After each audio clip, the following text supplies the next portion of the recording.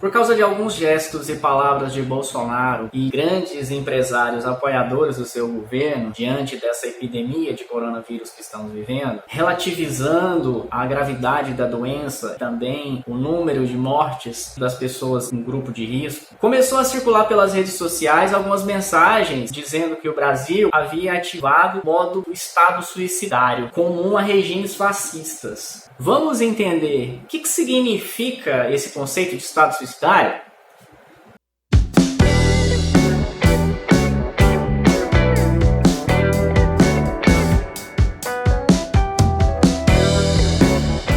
Desde que surgiu a pandemia de Covid-19, o líder máximo do nosso poder executivo, encarnado na pessoa do Jair Messias Bolsonaro, tem diminuído a gravidade da doença e também de suas consequências. Primeiro ele disse que era só uma gripezinha velha besta, e não mata ninguém não, ok? Que a mídia estava fazendo histeria. E depois disse que só morreriam idosos e pessoas com a saúde debilitada.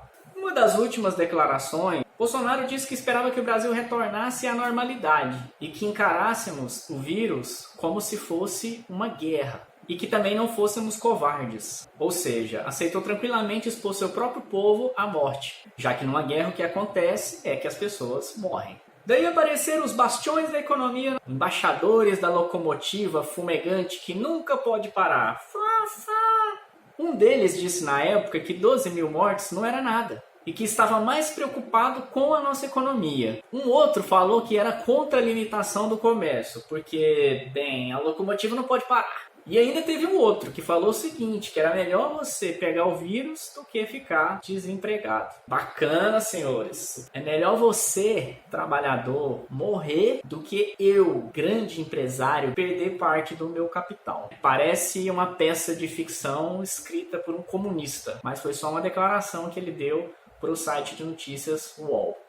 Diante de tudo e dos atritos entre o presidente e os governadores estaduais, e até mesmo entre o presidente e o ministro da Saúde que ele mesmo escolheu, ocorreram provocações na internet brasileira dizendo que o Brasil, a sociedade brasileira, havia comprado o pacote do fascismo nas últimas eleições, mas achou que não ia vir aquela parte do Estado suicidário. Até mesmo o filósofo e professor da USP, Vladimir Safatli, publicou um ensaio chamado Bem-vindo ao Estado Suicidário.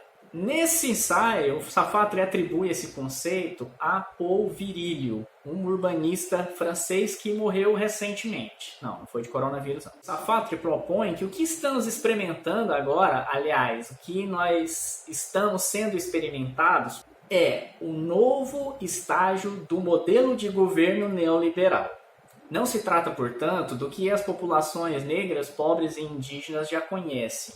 A atuação do Estado como uma espécie de gestor da morte e do desaparecimento. Mas seria, além disso, da gestão da morte de parte da sua população, também a gestão da morte do próprio Estado, ou seja, a destruição do próprio Estado.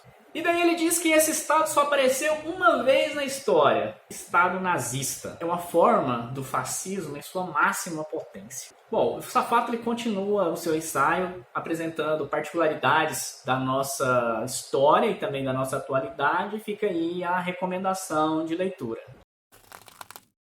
Aqui, nesse vídeo, o que nos interessa é apresentar o conceito de Estado suicidário e também a sua coerência. Inicialmente, poderíamos ligar esse conceito de Estado suicidário a uma característica do fascismo, que é um certo tipo de heroísmo, um determinado heroísmo ligado ao culto à morte, o culto da própria morte. Tal heroísmo remete ao fascismo lá na Espanha, a chamada Falange Vermelha propriamente dita, cujo lema era Viva a Morte. Embora isso tenha a ver, não acho que o caso aqui se aplique diretamente ao indivíduo.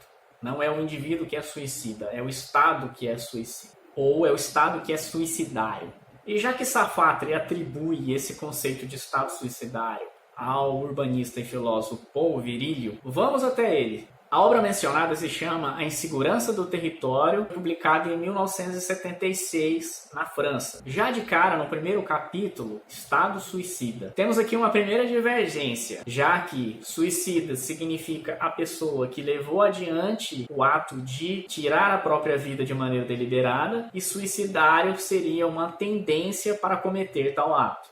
No prefácio desse livro, A Insegurança do Território, o Virilio diz que ele é filho da guerra, que o pai e a mãe dele são a guerra. Isso porque ele assistiu o bombardeio alemão à sua cidade natal, Nantes, acontecer. Fica patente, então, a fascinação, se assim podemos dizer, de Paul Virilio sobre esse acontecimento recente da nossa história, a Segunda Guerra Mundial.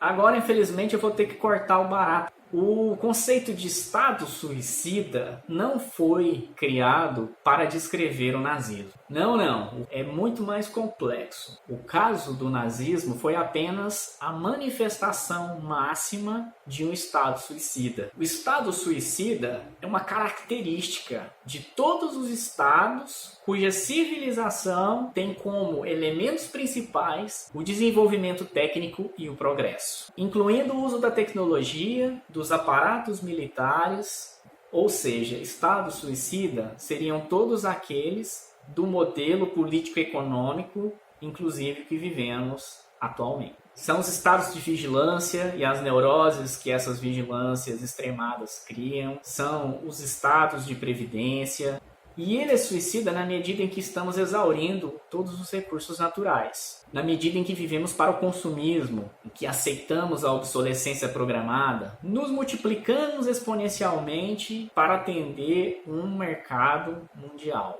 No limite, fazemos guerra ao próprio meio ambiente, por extensão, a nós mesmos. O tom de Virilio parece exagerado, catastrófico e até mesmo apocalíptico, mas é isso mesmo. Paul Virilio está preocupado com algo mais sutil do que o fascismo, do que o nazismo. De como a sociedade no pós-guerra passou a funcionar aceitando uma lógica da militarização. Uma de suas entrevistas, inclusive, tem como subtítulo A Militarização do Cotidiano. Essa militarização teria sido aceita por todos nós. As guerras funcionaram como um laboratório em que a atmosfera de medo e de tensão geraram futuramente a aceitação e até mesmo o desejo de transferir os nossos destinos para um sistema de poder militarizado. Os bombardeios nas cidades duravam 24 horas para que isso surtisse um efeito psicológico nas pessoas, gerando resignação. Lembremos que parte da França agradeceu por um general colaborador do nazismo ter assinado com os alemães um cessar da guerra, tem-se aí a chamada República de Vichy. E depois? Bom, depois, segundo Virilio, a gente passa de um estado de guerra total para um estado de paz total. Só que vai chegar nesse momento que paz e guerra, elas se confundem, elas coincidem. Já não tem mais diferença entre paz e entre guerra. Por exemplo, a gente vai ter bloqueios comerciais sendo feitos durante a Segunda Guerra Mundial para enfraquecer a população civil do inimigo e a derrota ser mais fácil. Esses bloqueios comerciais depois vão ser aplicados no pós-guerra, inclusive com a chancela da ONU, que é uma organização criada para evitar a guerra. E haverá até mesmo o fim das diferenças entre um governo militar e um governo civil. A partir do New Deal, a chamada liberdade vai se tornar sinônimo de segurança social. E o Estado, o único ator responsável e capaz de dizer o que o cidadão precisa, quais são as suas necessidades. O problema dessa lei é que ela discorre sobre a satisfação mínima sobre o que é indispensável à vida. E já então que a assistência do Estado se torna sinônimo de sobrevivência, quando o Estado não é capaz de oferecer essa assistência, ou não quer oferecer essa assistência, que a gente vai ter a morte do cidadão. Falemos sobre o nazismo. Ao analisar o nazismo como estado máximo desse conjunto aqui de aspectos, de características que o Paul Virilio traz, podemos fazer uma aproximação com a nossa época. Ele vai apontar que o uso da tecnologia e da tecnologia da informação vai se distanciar do real e do racional em favor de uma exploração desesperada do inverossímil, ou seja, daquilo que nem parece verdade, que é absurdo. No nazismo, o irracional tornou-se produto da ordem. É uma gripezinha. Cloroquina resolve tudo. O vírus precisa viajar. Deste modo, todas as medidas tomadas pelo Terceiro Reich foram desesperadas. E ainda no apogeu do regime, Goebbels, o ministro da propaganda nazista, disse o seguinte: o mundo em que Hitler se move é um mundo de fatalidade absoluta. Um mundo até onde o êxito carece de sentido. E era justamente num ambiente de caos, de desespero, de desorganização, que Hitler encontrava seu método de governo, a legitimação da sua política e também da sua estratégia militar, tendo em vista que a ruína, os horrores, o caos da guerra total vão aumentar o seu poder. Daí adiante, Paul Virilio vai citar o chamado Telegrama 71, um telegrama emitido por Hitler em abril de 1945, no final da Guerra Mundial. Era um momento em que as seguidas perdas da Alemanha indicavam a derrota na guerra. E o Hitler vai dizer nesse telegrama: se a guerra está perdida, que a nação pereça.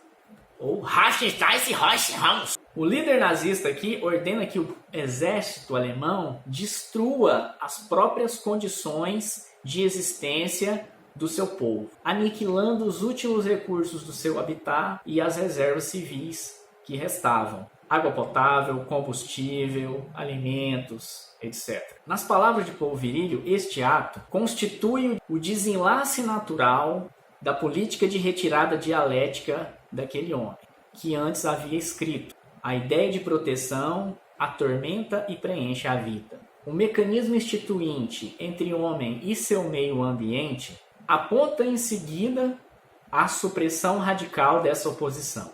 Aí reside o motivo da corrida desenfreada do nosso sistema civilizado em direção ao que seria a sua essência. Essa progressão que ao mesmo tempo parece bloqueada e ameaçada o tempo todo por tudo aquilo que se afasta desse modelo.